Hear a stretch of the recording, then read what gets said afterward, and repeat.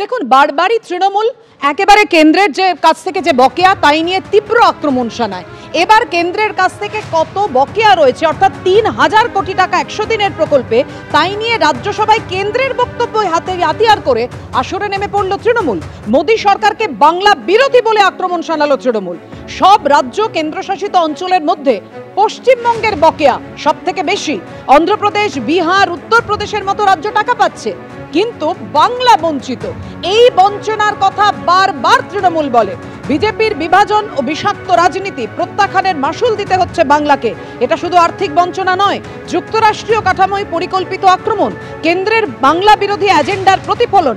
Trinamool post করে এভাবেই আক্রমণ শানিয়েছে রাজ্যসভায় কেন্দ্রের বক্তব্যকে হাতিয়ার করে। কেন্দ্রের নির্দেশ না মানায় বাংলার ১০০ দিনের কাজে বরাদ্দ বন্ধ, রাজ্যসভায় এমনটাই জানিয়েছেন কেন্দ্রীয় গ্রামোন্নয়ন প্রতিমন্ত্রী কমলেশ পাসওয়ান।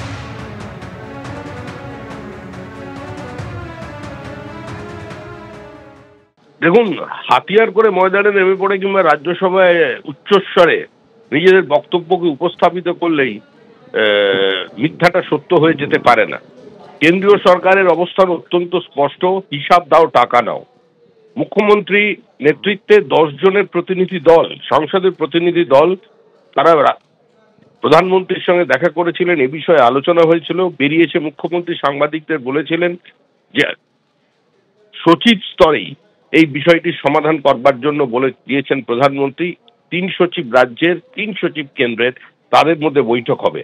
কিন্তু সেই বৈঠকটা কবে হলো, কোথায় হলো, কিভাবে হলো, বা বৈঠক থেকে কোন সূত্র বেরিয়ে এলো, পশ্চিমবঙ্গের মানুষ কেন, আপনারা যারা সাংবাদিক আছেন তারাও আপনারা এখনো জানতে পারেননি।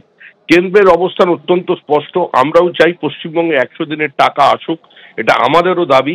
আমরাও কেন্দ্র এর সংশ্লিষ্ট মন্ত্রকের সঙ্গে যোগাযোগ করেছি, দেখা করেছি, কিন্তু তাদের বক্তব্য হচ্ছে রাজ্য সরকার স্বীকার করেছে যে দুর্নীতি হয়েছে এবং দুর্নীতি কারা করেছে তাদের চিহ্নিত করতে বলা হয়েছে এবং তাদের থেকে টাকা, তাদের বিরুদ্ধে শাস্তিমূলক ব্যবস্থা এবং তাদের থেকে টাকা উদ্ধারের কথা বলা হয়েছে।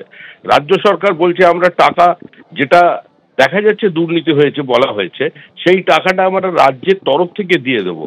তো এটা তো কোনো আইনসঙ্গত বিষয় নয়, এটা কোনো ফিনান্সিয়াল ডিসিপ্লিনের মধ্যে পড়ে না যে আপনি এক ফান্ডের টাকা অন্য ফান্ডে সাইফন অফ করবেন কিংবা কারোর দুর্নীতির দায় বোঝাবে মানুষের দেওয়া করের টাকা দিয়ে। এটা সম্ভব নয়।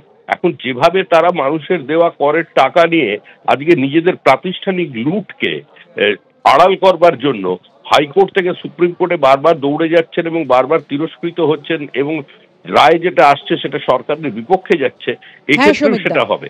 এর থেকে যদি যাদের চিহ্নিত করেছেন, যারা দুর্নীতি করেছে তাদের বিরুদ্ধে শাস্তিমূলক ব্যবস্থা নিন, তাদের থেকে কিছু টাকা উদ্ধারের ব্যবস্থা করুন। কেন্দ্রীয় সরকার 100 দিনের কাজের টাকা দেবে, আমাদেরও এটা দাবি টাকা দেয়া হোক। কিন্তু কিছু মানুষ দুর্নীতি করবে এবং রাজ্য সরকার সেই দুর্নীতিগ্রস্তদের বিরুদ্ধে কোনো ব্যবস্থা নেবে না, টাকা উদ্ধার করবে না, সেই প্রাতিষ্ঠানিক লুটকে তারা আড়াল করবে রাজ্যের অন্য মানুষের টাকা দিয়ে, একজনের পেটের ভাত কেড়ে দিয়ে। এটা তো সম্ভব নয়।